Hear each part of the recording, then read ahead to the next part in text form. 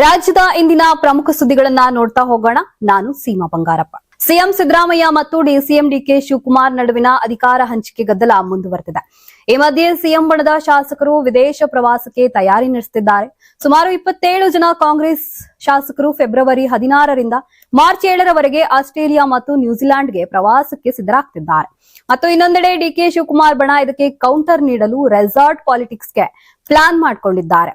ಸಿದ್ದರಾಮಯ್ಯ ಬಣದ ಈ ಪ್ರವಾಸ ಪಶುಸಂಗೋಪನೆ ಅಧ್ಯಯನದ ಪ್ರವಾಸ ಎಂದು ಹೇಳಲಾಗಿದ್ದು, ಸಚಿವ ಕೆ ವೆಂಕಟೇಶ್ ನೇತೃತ್ವದಲ್ಲಿ ಪ್ರಯಾಣಿಸಲಿದೆ ಹಾಗೂ ಫೆಬ್ರವರಿ 16ರ ಬಳಿಕ ಹೋಗಿ ಮಾರ್ಚ್ 1ರೊಳಗೆ ಮರಳುವಂತೆ ಸಿದ್ದರಾಮಯ್ಯ ಸೂಚನೆ ನೀಡಿದ್ದಾರಂತೆ.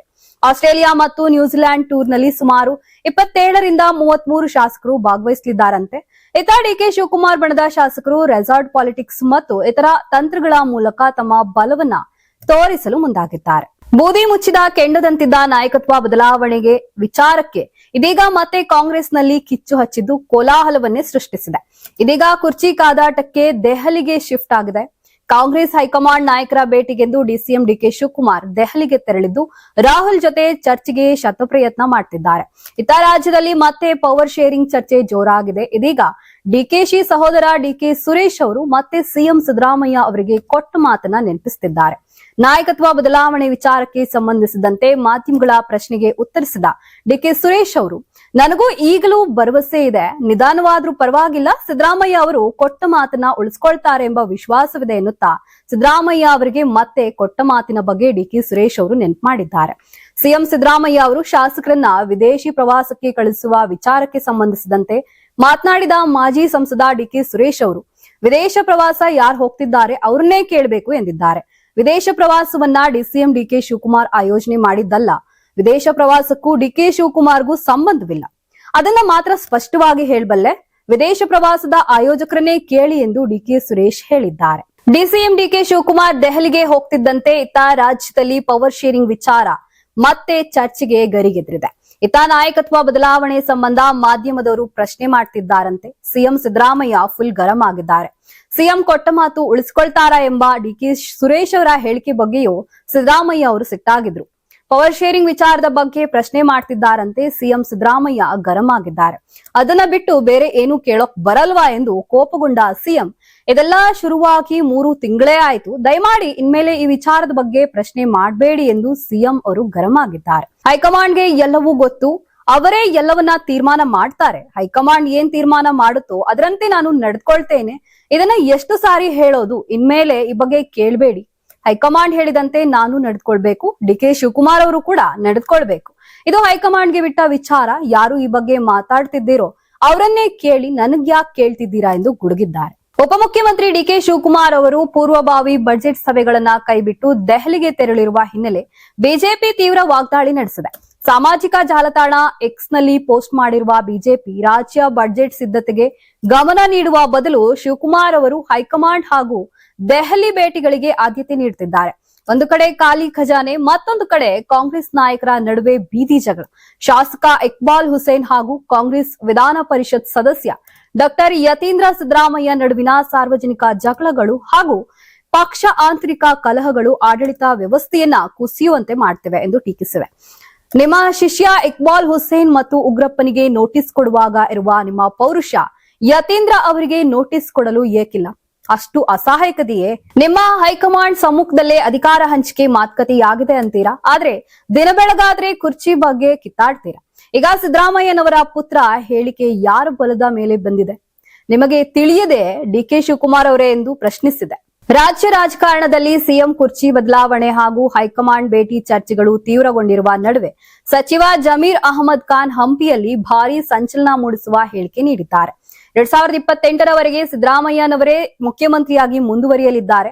ಮುಂದಿನ ಚುನಾವಣೆಯು ಅವರ ನೇತೃತ್ವದಲ್ಲೇ ನಡೆಯಲಿದೆ ಎಂದು ಜಮೀರ್ ಅವರು ಸ್ಪಷ್ಟಪಡಿಸಿದ್ದಾರೆ. ವಿಜಯನಗರ ಜಿಲ್ಲೆಯ ಹಂಪಿ ಮಾಧ್ಯಮಗಳೊಂದಿಗೆ ಮಾತನಾಡಿದ ಸಚಿವ ಜಮೀರ್ ಅಹಮದ್, ಸಿಎಂ ಬದಲಾವಣೆ ವಿಚಾರಕ್ಕೆ ನೇರವಾಗಿಯೇ ಬ್ರೇಕ್ ಹಾಕಿದ್ದಾರೆ. ನಮ್ಮದು ಹೈಕಮಾಂಡ್ ಪಕ್ಷ, ಹೈಕಮಾಂಡ್ ಏನೇ ನಿರ್ಧಾರ ತಗೊಂಡ್ರು ನಾವು ಭದ್ರಾಗಿರ್ತೇವೆ. ಒಂದು ವೇಳೆ ಬೀದಿಯಲ್ಲಿ ಹೋಗೋ ದಾಸಯ್ಯನನ್ನ ತಂದು ಸಿಎಂ ಮಾಡಿದ್ರು ನಾವು ಒಪ್ಪಿಕೊಳ್ಳುತ್ತೇವೆ. ಆದ್ರೆ ಸದ್ಯಕ್ಕೆ 2028ರವರೆಗೆ ಸಿದ್ದರಾಮಯ್ಯ ಅವರೇ ಸಿಎಂ ಆಗಿರ್ತಾರೆ ಎಂದು ಹೇಳುವ ಮೂಲಕ ಸಿಎಂ ಬದಲಾವಣೆ ಊಹಾಪೋಹಗಳಿಗೆ ತೆರೆ ಎಳೆದಿದ್ದಾರೆ. ವಿಧಾನಸೌಧದಲ್ಲಿ ಸಚಿವ ಬೈರತಿ ಸುರೇಶ್ ಕಚೇರಿಯಲ್ಲಿ ಚಿನ್ನ ಹಣದ ಬ್ಯಾಗ್ ನಾಪತ್ತೆ ಆರೋಪ ಪ್ರಕರಣದ ಬಗ್ಗೆ ಖುದ್ದು ಗೃಹ ಸಚಿವ ಪರಮೇಶ್ವರ್ ಅವರು ಆತಂಕ ವ್ಯಕ್ತಪಡಿಸಿದ್ದಾರೆ. ಈ ಪ್ರಕರಣದಲ್ಲಿ ಜಂಟಿ ಪೊಲೀಸ್ ಆಯುಕ್ತರ ನೇತೃತ್ವದಲ್ಲಿ ತನಿಖೆಗೆ ಆದೇಶ ಮಾಡಲಾಗಿದೆ. ವಿಧಾನಸೌಧದ ಗೇಟ್ನಿಂದ ಆ ಬ್ಯಾಗ್ ಹೇಗೆ ಒಳಗ್ ಹೋಯ್ತು, ಯಾವ ಗೇಟ್ನಿಂದ ಒಳಗ್ ಹೋಯ್ತು ಅನ್ನೋದು ಮುಖ್ಯ. ಒಬ್ಬ ಸಚಿವರ ಕೊಠಡಿವರೆಗೆ ಆ ಬ್ಯಾಗ್ ಹೋಗುತ್ತೆ ಅಂದ್ರೆ ಅದು ಯಾರಿಗೂ ಗೊತ್ತಾಗದೆ ಬ್ಯಾಗ್ ತಗೊಂಡು ಹೋಗಿದ್ದಾರಾ? ಅದನ್ನೆಲ್ಲ ಪತ್ತೆ ಮಾಡಲು ಜಂಟಿ ಪೊಲೀಸ್ ಆಯುಕ್ತರಿಗೆ ಸೂಚನೆ ಕೊಟ್ಟಿದ್ದೇವೆ. ಕಳವು ಆಗಿರೋದು ಎರಡನೇ ವಿಚಾರ, ಆದ್ರೆ ಆ ಬ್ಯಾಗ್ ಒಳಗ್ ಹೇಗ್ ತಂದ್ರು ಅನ್ನೋ ವಿಚಾರ ನೋಡ್ಬೇಕು. ನವೀನ್ ಅನ್ನೋ ವ್ಯಕ್ತಿ ವಿಧಾನಸೌಧದ ಒಳಗೆ ಬ್ಯಾಗ್ ತಗೊಂಡು ಹೋಗಿರೋದು. ಇದರ ತನಿಖೆ ಮಾಡುತ್ತೇವೆ ಅಂತ ಪರಮೇಶ್ವರ್ ಅವರು ಸ್ಪಷ್ಟನೆ ನೀಡಿದ್ದಾರೆ. ರಾಜ್ಯದಲ್ಲಿ ಸರ್ಕಾರಿ ಶಾಲೆಗಳಲ್ಲಿ ಜಾರಿಯಲ್ಲಿರುವ ನಲಿಕಲಿ ಯೋಜನೆ ಮಕ್ಕಳ ಉದ್ದೇಶವನ್ನ ಈಡೇರಿಸುವಲ್ಲಿ ಸಂಪೂರ್ಣ ವಿಫಲವಾಗಿದೆ ಎಂದು ಕನ್ನಡ ಅಭಿವೃದ್ಧಿ ಪ್ರಾಧಿಕಾರ ಗಂಭೀರ ಅಸಮಾಧಾನ ವ್ಯಕ್ತಪಡಿಸಿದೆ. ಈ ಕುರಿತು ಸಮಗ್ರ ವರದಿಯನ್ನ ಶಿಕ್ಷಣ ಸಚಿವ ಮಧು ಬಂಗಾರಪ್ಪ ಅವರಿಗೆ ಸಲ್ಲಿಸಲಾಗಿದೆ. 1995-96ರಲ್ಲಿ ಮೈಸೂರು ಜಿಲ್ಲೆಯ ಹೆಗ್ಗಡದೇವನಕೋಟೆಯಲ್ಲಿ ಪ್ರಾಯೋಗಿಕವಾಗಿ ಆರಂಭವಾದ ನಲಿಕಲಿ ಯೋಜನೆ 2010-11ರಲ್ಲಿ ರಾಜ್ಯದ ಎಲ್ಲಾ ಸರ್ಕಾರಿ ಕನ್ನಡ ಮಾಧ್ಯಮ ಶಾಲೆಗಳಿಗೆ ವಿಸ್ತರಿಸಲಾಗಿತ್ತು. ಮಕ್ಕಳಿಗೆ ಚಟುವಟಿಕೆ ಆಧಾರಿತ ಹಾಗೂ ವಿದ್ಯಾರ್ಥಿ ಕೇಂದ್ರಿತ ಶಿಕ್ಷಣ ನೀಡುವುದು, ಭಾಷಾ ಕೌಶಲ್ಯವನ್ನ ವೃದ್ಧಿಪಡಿಸುವ ಯೋಜನೆ ಮುಖ್ಯ ಉದ್ದೇಶವಾಗಿತ್ತು. ಆದರೆ ಕಾಲಕ್ರಮೇಣ ಯೋಜನೆ ಪ್ರಾಮುಖ್ಯತೆ ಕಳೆದುಕೊಂಡಿದೆ. ಶಿಕ್ಷಕರಿಗೆ ಸಮರ್ಪಕ ತರಬೇತಿ ಕೊರತೆ, ಬಹುತರಗತಿ ನಿರ್ವಹಣೆಯಲ್ಲಿ ಸಮಸ್ಯೆಗಳು, ಹೆಚ್ಚಿನ ವಿದ್ಯಾರ್ಥಿಗಳ ಕಾರಣ ವೈಯಕ್ತಿಕ ಗಮನದ ಅಭಾವ, ಅಗತ್ಯ ಕಲಿಕಾ ಸಾಮಗ್ರಿಗಳ ಕೊರತೆ ಹಾಗೂ ಮೂಲಭೂತ ಸೌಕರ್ಯಗಳ ಅಭಾವ ಪ್ರಮುಖ ಕಾರಣಗಳಾಗಿವೆ. ಮೌಲ್ಯಮಾಪನ ವ್ಯವಸ್ಥೆಯಲ್ಲಿ ದೋಷಗಳು ಕಂಡುಬಂದಿವೆ. ಈ ಎಲ್ಲಾ ಕಾರಣಗಳಿಂದ ಸರ್ಕಾರಿ ಶಾಲೆಗಳ ಮೇಲೆ ನಂಬಿಕೆ ಕುಸಿದು ಪೋಷಕರು ಖಾಸಗಿ ಶಾಲೆಗಳತ್ತ ಮುಖ ಮಾಡುತ್ತಿದ್ದಾರೆ ಎಂದು ವರದಿಯಲ್ಲಿ ಉಲ್ಲೇಖಿಸಲಾಗಿದೆ. ಹಾಲಿನ ತೂಕದಲ್ಲಿ ವ್ಯತ್ಯಾಸ ಮಾಡಿ ರೈತರಿಗೆ ಡೈರಿ ಸಿಬ್ಬಂದಿ ವಂಚಿಸಿರುವ ಆರೋಪ ಕೇಳಿಬಂದಿದೆ. ಮಂಡ್ಯ ಜಿಲ್ಲೆ ನಾಗಮಂಗಲ ತಾಲೂಕಿನ ಮಲ್ಲೇಗೌಡನಹಳ್ಳಿ ಗ್ರಾಮದಲ್ಲಿ ಈ ಘಟನೆ ನಡೆದಿದೆ. ಕೃಷಿ ಸಚಿವ ಚಲುವರಾಯಸ್ವಾಮಿ ಅವರ ತವರು ಕ್ಷೇತ್ರದಲ್ಲೇ ಹಾಲು ಉತ್ಪಾದಕ ರೈತರಿಗೆ ಮಹಾ ಮೋಸವಾಗಿದೆ. ಅದೇ ಊರಿನ ನಿವಾಸಿ ಸುರೇಶ್ ಎಂಬುವರು ಹಾಲು ಹಾಕುವ ಡೈರಿಗೆ ಬಂದಿದ್ದಾರೆ. ಎಂದಿನಂತೆ ಹಾಲು ಹಾಕಿ ಕಾರ್ಡ್ಗೆ ಎಂಟ್ರಿ ಮಾಡಿಸಿಕೊಂಡಿದ್ದಾರೆ. ಆ ವೇಳೆ 54 ಲೀಟರ್ ಹಾಲು ಬದಲು 47 ಲೀಟರ್ ಹಾಲು ಎಂದು ನಮೂದಿ ಮಾಡಲಾಗಿದೆ. ಡೈರಿ ಸಿಬ್ಬಂದಿ ಕಳ್ಳಾಟ ಬಯಲಾಗಿದೆ. ಇದನ್ನು ಕಂಡು ಸುರೇಶ್ ಅವರು ಕೆಂಡಾಮಂಡಲವಾಗಿದ್ದು ಡೈರಿ ಸಿಬ್ಬಂದಿಯನ್ನ ಪ್ರಶ್ನೆ ಮಾಡಿದ್ದಾರೆ. ಇದಕ್ಕೆ ಡೈರಿ ಸಿಬ್ಬಂದಿ ಉಲ್ಟಾ ಹೊಡೆದಿದ್ದು ನಿಮ್ಮ ಹಾಲಿನ ಗುಣಮಟ್ಟ ಸರಿಯಿಲ್ಲ ಎಂದು ವಾದಿಸಿದ್ದಾನೆ. ಸಿಬ್ಬಂದಿ ವರ್ತನೆಯಿಂದ ರೊಚ್ಚಿಗಿದ್ದ ರೈತರು ಪ್ರತಿಭಟನೆಗೆ ಮುಂದಾಗಿದ್ರು. ಹಾಲಿನ ಡೈರಿ ಆಡಳಿತ ಮಂಡಳಿ ಅವ್ಯವಹಾರ ಮಾಡುತ್ತಿದ್ದಾರೆಂದು ಗಂಭೀರ ಆರೋಪ ಮಾಡಿದ್ದು ತನಿಖೆಗೆ ಆಗ್ರಹಿಸಿದ್ದಾರೆ. ಉತ್ತರ ಕರ್ನಾಟಕ ಸಂಜೀವಿನಿ ಎಂದೇ ಖ್ಯಾತಿ ಪಡೆದ ಹುಬ್ಬಳ್ಳಿ ಕಿಮ್ಸ್ ಲಂಚಾವತಾರ ಬಟಾ ಬಯಲಾಗಿದೆ. ಬಡವರ ಸಂಜೀವಿನಿ ಕಿಮ್ಸ್ ನಲ್ಲಿ ರಕ್ತ ಹೀರುವ ಕ್ರಿಮಿಗಳಿಂದ ಸತ್ತ ಹೆಣದ ಮೇಲೂ ಹಣ ಮಾಡ್ತಿರೋ ಕಿಮ್ಸ್ ಸಿಬ್ಬಂದಿಯ ಬಂಡವಾಳ ಬಯಲಾಗಿದೆ. ಮೃತ ಮಹಿಳೆ ಶವ ಪ್ಯಾಕ್ ಮಾಡಿಕೊಡಲು ಹಣಕ್ಕೆ ಬೇಡಿಕೆ ಇಟ್ಟಿರುವ ವಿಡಿಯೋ ಈಗ ಕರ್ನಾಟಕ ಟಿವಿಗೆ ಲಭ್ಯವಾಗಿದೆ. ಶವವನ್ನ ಪ್ಯಾಕ್ ಮಾಡಿ ನಂತರ ಶವವನ್ನ ಸ್ಟ್ರೆಕ್ಚರ್ ನಲ್ಲಿ ತೆಗೆದುಕೊಂಡು ಹೋಗಿ ವಾಹನಕ್ಕೆ ಹಾಕಲು ಹಣ ಬೇಡಿಕೆ ಇಟ್ಟಿದ್ದಾರೆ. ಹಣ ಕೊಟ್ಟರೆ ಮಾತ್ರ ಪ್ಯಾಕ್ ಮಾಡಿ ಕೊಡ್ತೇವೆ ಅಂತ ಡಿ ಗ್ರೂಪ್ ಸಿಬ್ಬಂದಿ ಪಟ್ಟು ಹಿಡಿದಿದ್ದು 500 ರೂಪಾಯಿ ಹಣಕ್ಕಾಗಿ ಪೀಡಿಸಿದ್ದಾರೆ. ಕೊನೆಗೆ 200 ರೂಪಾಯಿ ಫೋನ್ ಪೇ ಮಾಡಿಸಿಕೊಂಡಿದ್ದಾರೆ. ರಾಯಚೂರು ಜಿಲ್ಲೆ ಲಿಂಗಸೂರು ತಾಲೂಕಿನ ಆಶಾಳ ಅಡವಿಬಾವಿ ನಿವಾಸಿ 52 ವರ್ಷದ ಗದ್ದಮ್ಮ ಮೃತಪಟ್ಟಿದ್ರು. ಪಿತ್ತಕೋಶದಲ್ಲಿ ಕಲ್ಲು ಇದ್ದಿದ್ರಿಂದ ಬಾಗಲಕೋಟೆಯಿಂದ ಜನವರಿ 31ರಂದು ಹುಬ್ಬಳ್ಳಿ ಕಿಮ್ಸ್ಗೆ ತರಲಾಗಿತ್ತು. ಕಳೆದ ಶನಿವಾರ ಆಪರೇಷನ್ ಮಾಡಲಾಗಿತ್ತು. ಆದರೆ ಚಿಕಿತ್ಸೆ ಫಲಕಾರಿಯಾಗದೆ ಮೃತಪಟ್ಟಿದ್ದಾರೆ. ಮೃತದೇಹ ಕೊಡಿ ಅಂತ ಕೇಳಿದ್ದಕ್ಕೆ ಲಂಚ ಬೇಡಿಕೆ ಇಟ್ಟ ಸಿಬ್ಬಂದಿ ಅಮಾನವೀಯ ನಡವಳಿಕೆಗೆ ಕ್ಯಾಮೆರಾದಲ್ಲಿ ಸೆರೆಯಾಗಿದೆ. ಬೈಕ್ಗೆ ಶಾಲಾ ಬಸ್ಸೊಂದು ಡಿಕ್ಕಿ ಹೊಡೆದು ಕೆಳಗೆ ಬಿದ್ದ ಮಕ್ಕಳ ಮೇಲೆ ಬಸ್ ಹರಿದು ಪರಿಣಾಮ 2 ಮಕ್ಕಳು ಸ್ಥಳದಲ್ಲೇ ಸಾವನ್ನಪ್ಪಿರುವ ದಾರುಣ ಘಟನೆ ಬೆಂಗಳೂರಿನಲ್ಲಿ ನಡೆದಿದೆ. ಮೃತ ಮಕ್ಕಳನ್ನ 2 ವರ್ಷದ ವರ್ಷ ಹಾಗೂ 4 ವರ್ಷದ ಭಾನು ಎಂದು ಗುರುತಿಸಲಾಗಿದೆ.